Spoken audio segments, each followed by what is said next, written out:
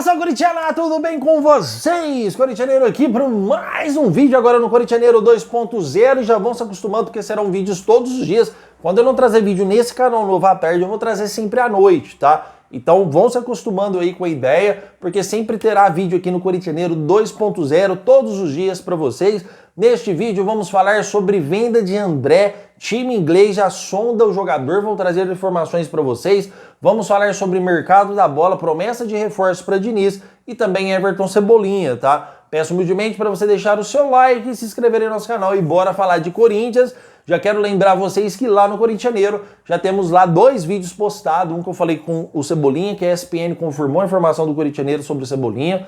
Também já postei no vídeo da tarde no Corintianeiro sobre volta de Memphis Depay, volta de Caio César, José Martínez novamente no Corinthians, trouxe tudo lá para vocês, tá? Vai lá conferir mais assim que acabar o vídeo aqui, tá bom? E aqui vamos falar do nosso Coringão, nosso clube do coração. Chega de enrolação, já deixou o like, já se inscreveu? Então bora lá, fiel. Bora começar aqui falando referente ao André, tá, fiel? Quero começar aqui com o André, antes da gente entrar na parte do mercado da bola, porque sim, houve uma consulta do Nottingham Forest, notícias aqui exclusivas do canal do Corintianeiro 2.0 sobre o meio-campista André. Já é de praxe que nós sabemos que o Corinthians tem o André aí como o jogador mais benéfico para uma venda, já que o jogador é filho do terrão, onde terá mais grana para receber referente a alguns atletas, por exemplo, como o Yuri Alberto, que tem 50% que pertence ao Zenit, tá? Então qualquer venda do Corinthians ao Yuri Alberto, 50% é do Zenit, diferente do André, diferente do Breno Bidon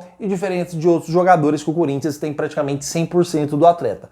Já o André, o Corinthians recebeu sondagens do Milan lá atrás, onde quase foi vendido, só não foi vendido porque o Dorival ajudou a barrar na época e porque teve uma repercussão muito negativa da torcida do Corinthians, e isso fez com que o presidente Osmar Stabile voltasse atrás nesta negociação. Mas agora as coisas mudaram. O Piovesan, diretor financeiro do Corinthians, já admitiu em podcast que o Corinthians precisa realizar pelo menos de 180 a 200 milhões de reais, e isso com certeza coloca o Corinthians numa fase de vendas praticamente obrigatórias do André.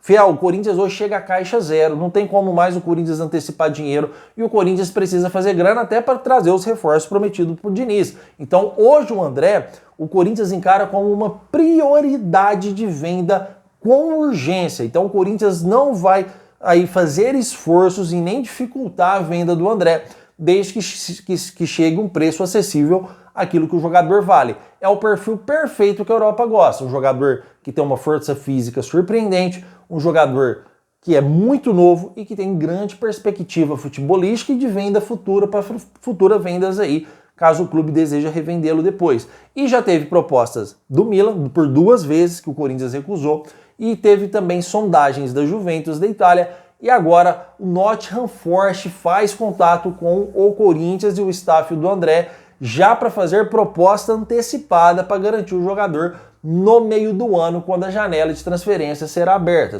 Eu não sei trazer para vocês aqui quais são os valores oferecidos para o André, ou se já tem valor exercido na mesa. O que eu sei dizer para vocês é que sim, o Nottingham Forest abriu contato com o Corinthians e com o staff do André, tá, fiel? Não sei o preço para passar, como disse, isso vamos ter que aguardar para mim trazer essa informação para vocês referente ao Nottingham Forest. Sabemos que o Nottingham Forest também não é um grande time, mas é um time que tem uma potência de grana, isso a gente já sabe. Contratou o Carlos Miguel, contratou alguns jogadores interessantes também do Brasil que levou para lá. É um time que tem grana, tem dinheiro para queimar, e o André é alvo também do Nottingham Forest, assim também como é alvo do Juventus, e assim também como o Milan, que pode voltar com nova proposta para contratar o jogador. É um jovem promissor e com certeza também, se não for para nenhum desses times, vai despertar interesse de outros clubes também da Europa, tá? Mas hoje, chegando o Nottingham Forest, tendo o Milan por trás rondando e tendo também indícios de proposta da Juventus,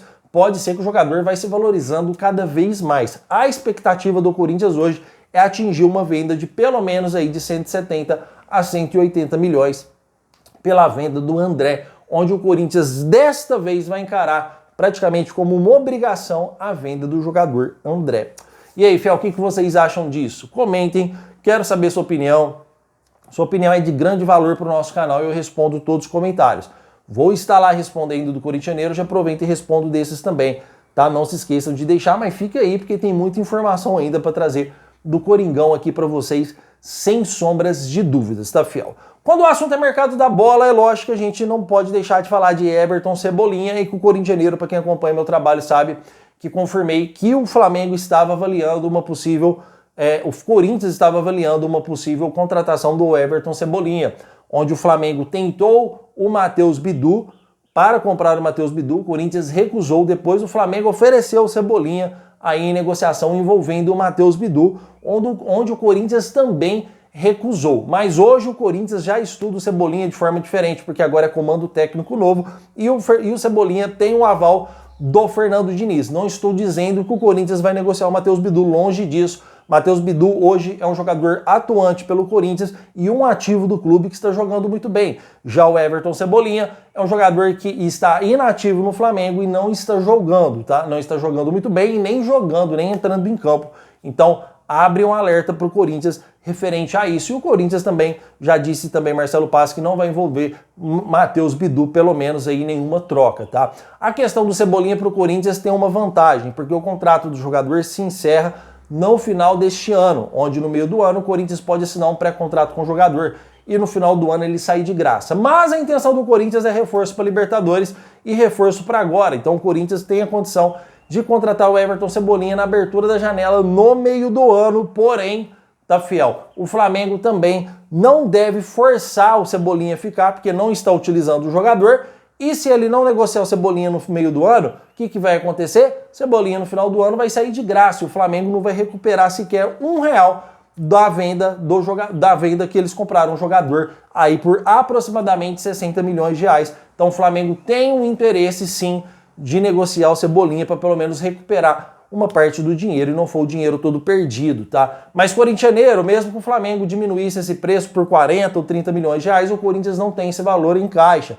Exatamente, fiel. É por isso uma das grandes questões que o Corinthians vai vender alguns dos seus ativos, podendo envolver o André, ou até o Bidon, ou até mais jogadores aí no meio do ano. Mas o André é praticamente certeza que já está fora do Corinthians, e se o Corinthians vender aí na faixa de 170, 180 milhões de reais, com certeza terá dinheiro para contratar o Everton Cebolinha. A matemática é simples assim, André para cá, dinheiro no caixa, André para lá, dinheiro no caixa, Cebolinha, o Corinthians tem condição de fazer o acerto, tá? Porém, também o Corinthians pode optar, dependendo de como o time estiver na Libertadores, se estiver muito bem, ou se estiver melhorando no Brasileiro, o Corinthians pode optar por contratar o jogador no final do ano, tá? Mas as informações que temos para agora é que sim, o Corinthians vai tentar fechar com o jogador na metade do ano. Comentem, porque eu quero saber sua opinião. Sua opinião é de grande valor aqui para o nosso canal, com certeza, e eu respondo todos os comentários de vocês, tá? Já continuando no assunto mercado da bola, tá vendo? Por isso que é importante o seu like, por isso que é importante a sua inscrição, porque aqui a gente não para, irmão. É uma informação atrás da outra. Eu não fico aqui de piadinha, não fico de gracinha, sempre trazendo o melhor da informação para você.